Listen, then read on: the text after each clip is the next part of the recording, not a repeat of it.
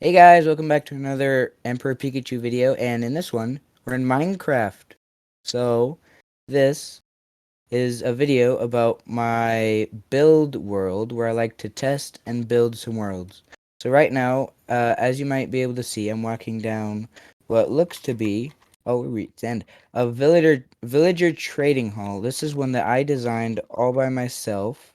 So it's got multiple layers of different professions of villagers and stuff. And the exterior looks pretty good, I think. Not the best, but it's good for what I can do.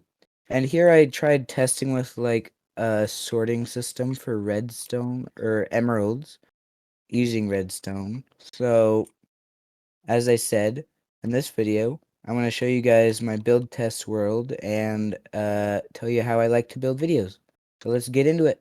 So what you just saw there, as I said before, is a villager trading hall, and I like to put flags like these on top of some of the buildings just to indicate like if I want to put them in a survival world and have like a faction or something, they can be on there. So that's the villager trading hall. Let's head over here to the very first thing I built in this world, which is a starter base. It's got the same flag and kind of like bell-shaped house, I guess. And you can see that I just kind of like piled up some like rocks at the bottom to make it look more real and like they just built it into like the ground where rocks were and stuff. And the front porch looks good. I think it's one of the best parts of it. It's got like glass going all the way up. The interior isn't that good. You got the like checker pattern floor, loads of chests everywhere, a wall for maps, and up here is carpet, more storage, loads of storage, and then I think this is the favorite part of the build. It's a loft bed with loads of stuff on it. Next up is beacons I designed. Yeah, so let's start with this one. Looks like an Oreo cookie, but square. So underneath here, let's see, is an iron beacon. I covered it up in like a little bit of a gradient, and I designed this like roof for it for the beacon beam to shoot up. And if you guys are wondering why the beacon beam just goes through this, because it's slabs, and apparently double slabs don't affect the beacon beam at all. So I figured that out by myself. No help needed. This one is gold, same pattern as all of these, but different color palette. This is emerald, again, different color palette. I used a lot of copper on that. And this is diamond, again, different color palette, but I used a lot of terracotta in this one, and concrete. Ooh, and this one is one I like to do. So when I started building, I like to just like decorate beacons like this. So I think this is my favorite type of building, just like decorating structures that have no use, making it more useless and a waste of blocks. So this is a netherite beacon. Let's see, yeah. Netherite beacon underneath. So if I were going to implement this into a survival world, it would take a bit. And you might have noticed there is a copper lightning rod, and I like to have them on it once at least in each build. That way, if like a lightning storm happens in a survival world, I just build this in, it won't catch on fire because as you can see, this is wood and wool and stuff that's very flammable. This giant thing is probably the most useless one in this whole entire world. This, despite it looking huge, is actually really small. And so that's what it looks like from the outside. And up this ladder is an inconspicuous armor stand. It's an armor stand swapper, actually. Armor swapper. That's basically the only use.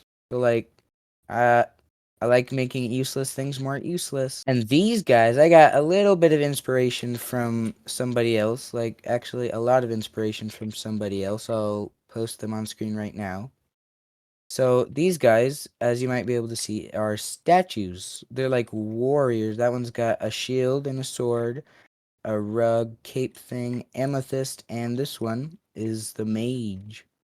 So I just built the statues. I put the stuff in their hands, And I added some carpet underneath to represent different colors for each of their different duties.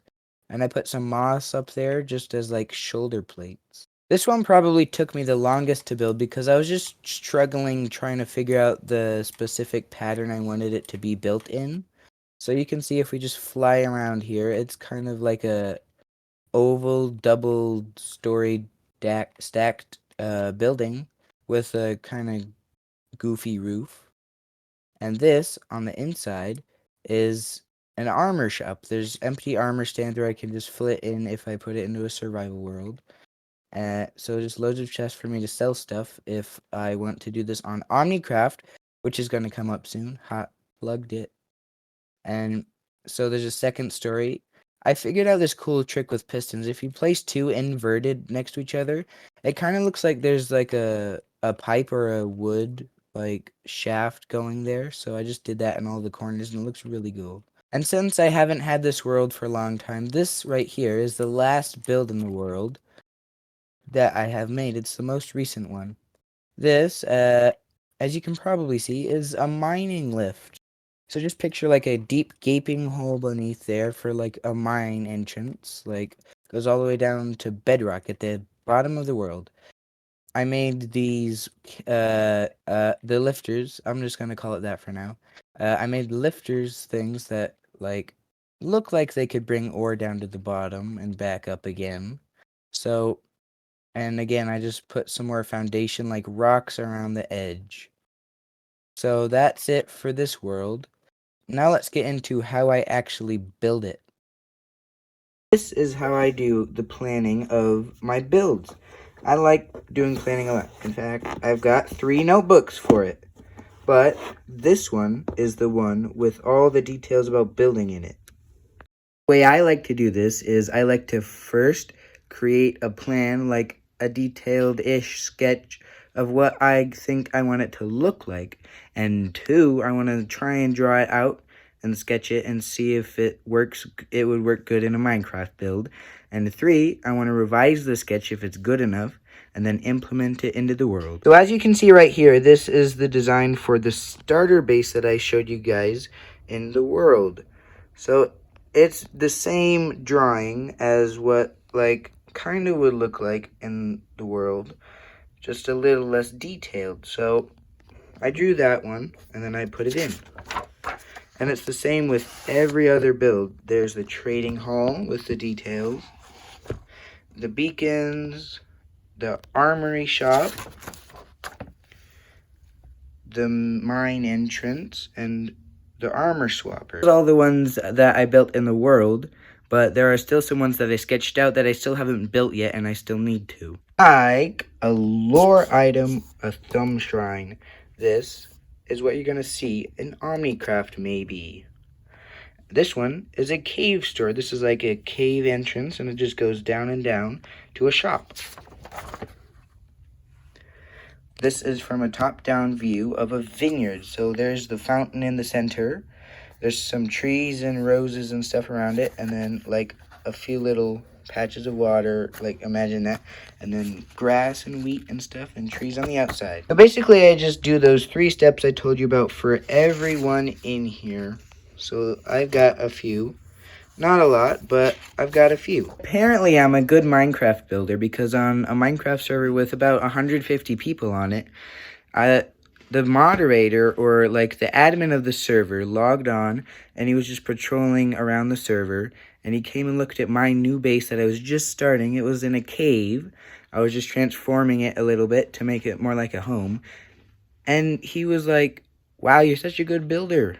And then he gave me like a rank of best builder on the server. And then I implement it into this world. So that's basically how I do it. And if you guys like my videos or buildings in this world, just maybe consider hitting the like button or maybe even subscribe. So until the next video, I'll see you guys later. Bye. Oh, that's my hair.